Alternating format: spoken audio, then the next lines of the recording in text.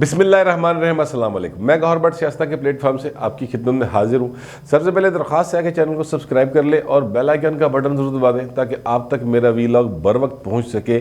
खबरें दो तीन हैं जो मार्केट में सर्कुलेट कर रही हैं, एक कद्दी ते कन्फर्म ही समझो, बाकी जो है वो दो समझ लें अफवाहें हैं, लेकिन चूँकि मार्केट में है इसलिए वो मैं आपके सामने रखता हूँ। पाकिस्तान एक ऐसी सियासी फ़ज़ा में से गुजर रहा है जिसमें किसी ने कुछ समझ नहीं आ रही है की हो रहा है, किधर हो रहा है, क्यों हो रहा है और क्या होने जा रहा है। ये एक ऐसा स्टेट ऑफ कन्फ्यूजन है इस वक्त पाकिस्तान के अंदर जिसने पूरे के पूरे जो पाकिस्तान का रियासती ढांचा है उसको भी मतलब कमला करके रखे है। उन्होंने नहीं समझ आ रही कि असी केड़े पास जाइए तो मंजी कितने डाइए।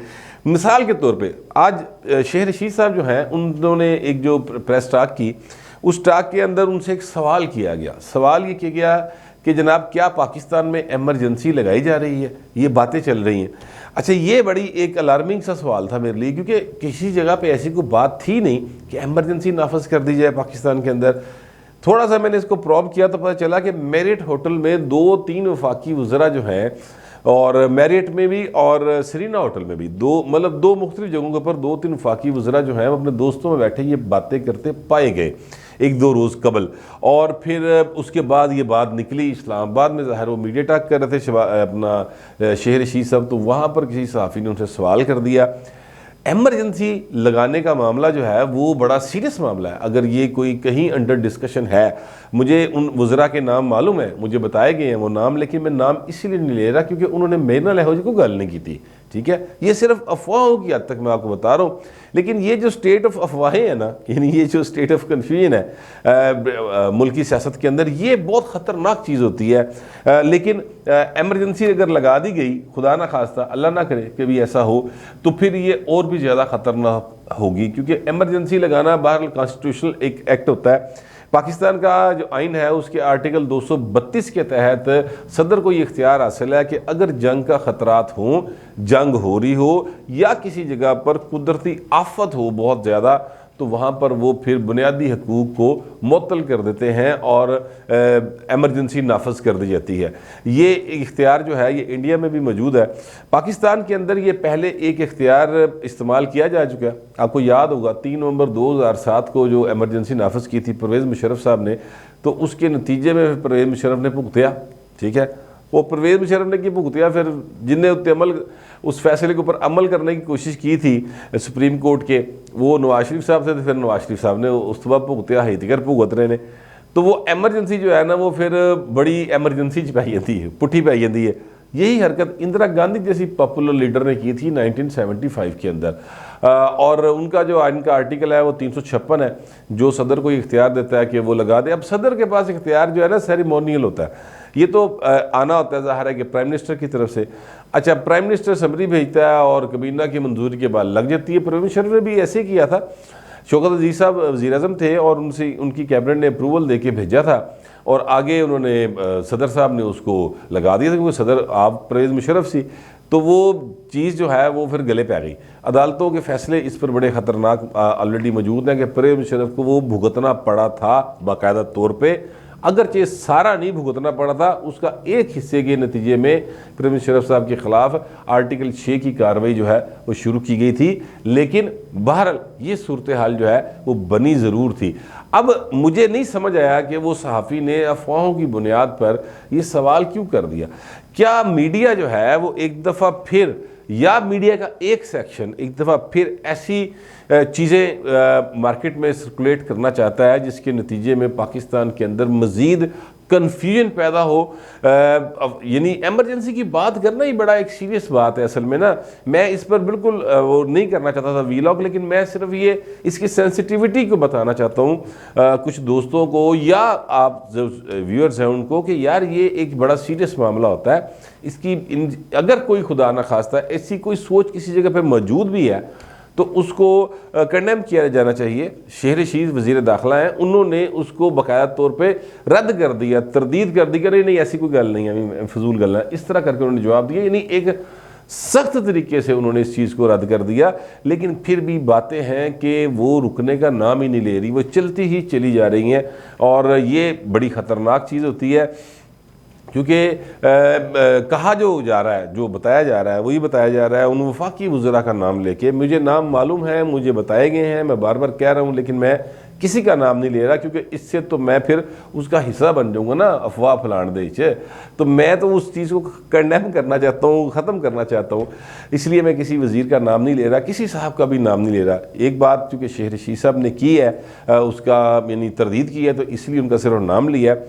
बताने वाले ये बता रहे हैं कि वो कहते हैं जी भाई इसलिए ज़रूरी है कि पाकिस्तान के अंदर जो माशी हालात जा रहे हैं उस पर कंट्रोल करने के लिए और उसको बहुत बेहतर करने की जो हुकूमती पॉलिसीज़ हैं उनकी राह में ये जो अफवाह साज मीडिया है ना, यानी जिसको ज़ाहिर फेक न्यूज़ कहते हैं, ये सारे फवाद चौधरी साहब हों, फ़रूख हबीब साहब हों, डॉक्टर शहबाज गिल साहब हों और जितने भी लोग हैं, ये सारे के सारे कहते हैं कि जिहड़ी खबर साढ़े खिलाफ होएगी वो फेक न्यूज़ होएगी, चाहे वो सच्ची हो चाहे वो झूठी हो। तो वो कहते हैं कि इसको रोकने के लिए बड़े ज़रूरी है कि ये एमरजेंसी नाफिज कर दीजिए, ये इंफॉर्मेशन वाली और कोई भी चीज़ बयान कर देने वाली जो एक इख्तियार है सहाफ़ियों के पास या मीडिया हाउसेस के पास, उसको मुअत्तल कर दिया जाए। इस किस्म की गुफ्तगू की जा रही है। मैं समझता हूँ कि अगर कोई ऐसी सोच, अव्वल तो मुझे यकीन है इस बात का कि फ़िलहाल ऐसी कोई हकीकत नहीं है। मैं शेख रशीद की बात पर जो उन्होंने कहा है ऑन फेस ऑफ हिम, मैं बिल्कुल उस बात पर यकीन रखता हूँ कि ये बिल्कुल झूठी बातें हैं, लेकिन मैनू फिर भी शक जहा रहता है क्योंकि इमरान खान की हुकूमत है ना, ये कुछ भी कर सकते हैं। वो क्या अफजल साहर साहब की एक पंजाबी की नज़म है कि ऐसे कुछ भी हो सकता है। तो मतलब ये वाली चीज़ जो है ना, ये एक बीइंग पाकिस्तानी मेरे अंदर कहीं ना कहीं ख़तरा मौजूद है। लेकिन अगर किसी जगह के ऊपर ऐसी कोई सोच है तो उसको फौरी तौर पे ख़त्म कर देना चाहिए और ऐसी कोई चीज़ होनी नहीं चाहिए। मैं ईमानदारी से समझता हूँ जितने मर्जी बुरे हालात हों, जितने मर्जी मामलात हों, जंग बहरहाल साढ़े ते मुसल्लत नहीं है। हम माशी जंग ज़रूर लड़ रहे हैं, लेकिन वो तो इसी मतलब है कि सन 47 तो लड़ रहे हैं ना। वो हमारे हालात मतलब जू जम्मे बोदियो लम्बे वाला हाल है पाकिस्तान का, तो वो चल रहा है, ठीक है। लेकिन ये है कि ये ऐसी जंग की या कुदरती आफात वाला ऐसा सीन कोई नहीं है कि ये लगा दी जाए, लेकिन लोकी ने गल्ला कर रहे हैं। मेरा ख्याल है कि इन बातों को अब ख़त्म करना चाहिए और कंस्ट्रक्टिव साइड की तरफ आना चाहिए, चीज़ों को बेहतर करने की ज़रूरत है। इमरान खान जो है उनको भी चाहिए कि वो अब अपोजिशन खेलना छाड़ दें, बस कर दें। अब आप एहतसाब नहीं कर सके, ये शेख रशीद साहब ने इस बात का इतराफ़ किया कि हम नहीं कर सके एहतसाब, तो बस ठीक है, एहतसाब नहीं कर सके तो कम करो, फिर उन लोगों के हालात को बेहतर करें और यहाँ पर माशी हालात बेहतर करें। तो सानू भाई की मतलब दूजे जड़े ने या पीपल्स पार्टी या नून लीग या आवाम को वो क्यों याद आते हैं? इसीलिए आते हैं उन्होंने दो रोटी लभदी सी, ਤੁਹਾਡੇ ਦੋ रोटी नहीं लभदी, बस इतनी सी बात है। बाकी तो कोई ऐसा इशू नहीं है। ना ਤੁਹਾਨੂੰ ਵੇਖ के किसी ਨੂੰ ਸਕੂਨ मिलता है तो ना उन्होंने ਵੇਖ के किसी ਨੂੰ मतलब तकलीफ होती सी, ना आपको देख के तकलीफ होती है। तकलीफ सिर्फ उसको होती है, तब होती है जब आपके दौरे हुकूमत में लोगों को रोटी जो है वो मुश्किल हुई है। और ये बात सारे मानते हैं, यानी फवाद चौधरी साहब से लेके शेख रशीद साहब तक, ऊपर तक, प्राइम मिनिस्टर तक, ये सारे बात मानते हैं कि महंगाई है, बेरोज़गारी है, तो उसको ख़त्म करने का कोई तरीक़ेकार इख्तियार करना चाहिए। बाकी अपोजिशन खेलना छड़ दे, वो फड़ लांगे कर लांगे, नवाज शरीफ माइनस, जरदारी माइनस, ये बातें छोड़ दे। मैं आपको अर्ज़ करूँ कि हकीकत में चीज़ें जो हैं वो इससे कहीं आगे जा चुकी हैं, जो कि ये वज़रा साहबान फरमाते हैं कि अब हालात जो हैं वो ये हैं कि फ़ैसला जो है बहरहाल आ जाके उन्होंने करना है। बताया ये जा रहा है जो फ़ैसला करते हैं और फिर वो फ़ैसला करते हैं तो फिर उस पर अमल दरामद भी करवाते हैं। तो उन्होंने ही फ़ैसला करना है कि नवाज शरीफ साहब के साथ मामला बेहतर करने हैं, जरदारी साहब के साथ करने हैं, या ऐसे मतलब इमरान खान के नाल ही काम चलाना है, क्योंकि तीनों की तरफ से ऑफ़र्स जो हैं वो मौजूद हैं। मेरी इतलात के मुताबिक जो इमरान खान साहब हैं वो हॉट वाटर्स में थे, अभी भी हैं। पहले ऐथों तिकर हॉट वाटर ही सन, हुण जरा थले तिकर आ गए ने। हॉट वाटर्स बहरहाल उनके लिए मौजूद हैं, अभी वो उसमें से निकले नहीं गर्म पानियों में से। लेकिन ये है कि फ़ैसला करने का वेला भी नेड़े आ गया, क्योंकि ये जो महीना जा रहा है जनवरी और फिर आगे जो फरवरी चढ़ने वाला है, तो ये 1-2 माह जो है ना, ये बड़े एक सीरियस फाइनेंशियल क्राइसिस पाकिस्तान के ऊपर है। और इसमें से निकलने के लिए जो कुछ इस्टेब्लिशमेंट सपोर्ट दे सकती थी वो उन्होंने दी है इमरान खान को, लेकिन इमरान खान की हुकूमत जो है वो सिर्फ फलाना चोर फलाना डाकू, इसके अलावा वो कुछ नहीं कर सकी। तो लिहाजा मायूसी की फ़ज़ा जो है वो इस्टेब्लिशमेंट के जो सर्कल्स हैं उसके अंदर इमरान के हवाले से मौजूद है। इससे फ़ायदा उठाने की कोशिश की जा रही है। आसिफ जरदारी साहब भी कोशिश कर रहे हैं, मियाँ नवाज शरीफ के लोग भी कोशिश कर रहे हैं, नवाज शरीफ के साथ मुज़ाकरात भी जारी हैं। फैसला लेकिन बाहर इस्टेब्लिशमेंट ने करना है कि वो किदे पलड़े च भार पाते हैं और किसको पसंद करते हैं। मेरा अपना ये ख्याल है, और माजी में तो देखा जाए तो ऐसे ही होता है। मतलब ऐसा तो कभी भी नहीं हुआ कि जनाब जो अवाम ने चाहा वो हो गया, ऐसा तो कभी भी नहीं हुआ। उन्होंने बेचारे ने जी किसी ने वोट दिता भी है तो RTS में आ गया, ठीक है। अगर उन्होंने मतलब फिर वोट दिता है तो उन्होंने फिर किसी होर के डब्बे जो वोट कटते। माजी में ऐसे ही हुआ है। 70 के इंतखाबात के बाद से 77 से लेके 2018 तक आप जितने इंतखाबात उठा के देख लें, ऐसे ही रिज़ल्ट्स आए हैं, चेंज कर दिए जाते थे रिज़ल्ट और हुए, इसमें कोई दूसरी राय नहीं है। ये अलग बात है कि अब जो नया सर्वे आया है उसके मुताबिक अगर गौर करें तो पाकिस्तान में एक पार्टी की पॉपुलैरिटी सिर्फ कम हुई है, बाकियों की बढ़ी है। और वो पार्टी कौन सी है? तहरीक इंसाफ। तहरीक इंसाफ की पॉपुलैरिटी KPK में कम हुई है उस सर्वे के मुताबिक, पंजाब में कम हुई है, सिंध में कम हुई है, बलूचिस्तान में कम हुई है। जबकि मुस्लिम लीग नून की पॉपुलैरिटी पंजाब में भी बढ़ी है, KPK में बढ़ी है, पीपल्स पार्टी की सिंध में बढ़ी है, पीपल्स पार्टी की ओवरऑल जो है वो को 2-3% ऊपर आई है। ये एक सर्वे है जो अभी आज ही मार्केट हुआ है, तो उसमें ये चीज़ें सामने आई हैं। तो कहने का मतलब ये है कि अगर तो इस्टेब्लिशमेंट इन सर्वेज़ के ऊपर जाएगी, ठीक है, तो फिर तो चीज़ें जो हैं वो डेफिनेटली मुस्लिम लीग नून के हक़ में चली जाएंगी।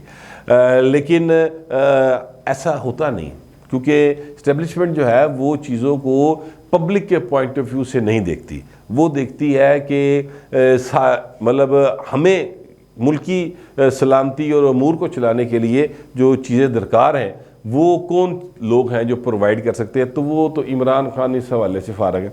अगर ये बताया जा रहा है कि इमरान खान ने यकीन दहानियां कराई हैं कि भाई मैं नहीं, जिवें तुसी आखोगे उवें होएगा, जो तुसी चाहोगे वो होएगा, ठीक है। लेकिन इसके बावजूद जो माजी का तजर्बा है, जैसे इमरान खान अड़े थे, आपको याद होगा DG ISA की तैनाती के मामले के ऊपर और दीगर इश्यूज़ के ऊपर खान साहब अड़ जाते हैं, तो अब वो क्या कहते हैं, दूध का जला छाछ भी फूंक फूंक कर पीता है।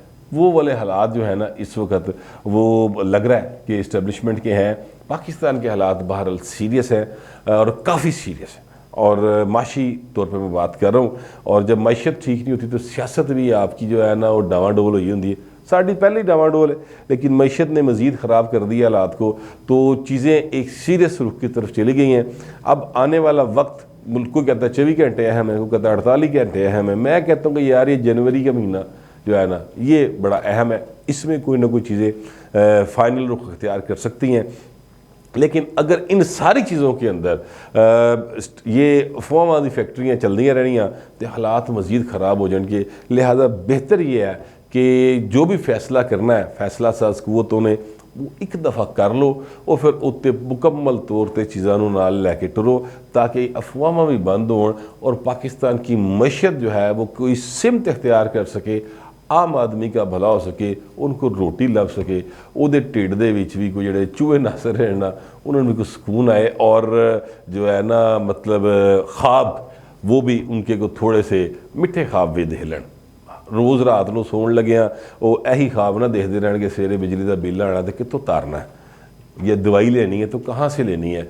इस तरह के खौफ और फियर्स में जो कौमें होती हैं वो तरक्की नहीं करती ना। वहाँ पर कौमी सलामती की पॉलिसी उन्होंने बेचारियां दा कोई सलामती उन्होंने नहीं हो सकती उस कौम की जहाँ पर भूख पड़ी हो, भुखे की कोई सलामती नहीं होती पाइन। मेरा तो यही ख्याल है, फैसला साज कबूतों को मेरा ख्याल है फैसला कर लेना चाहिए। मेरा तो यही ख्याल है। हो सकता है कि आपको मेरे ख्याल से इत्तेफाक ना हो, लेकिन जो भी आपका ख्याल होगा प्लीज़ लिख दीजिएगा मगर डिसेंसी के साथ। फिलहाल इतना ही, मिलते अगले वीलॉग में।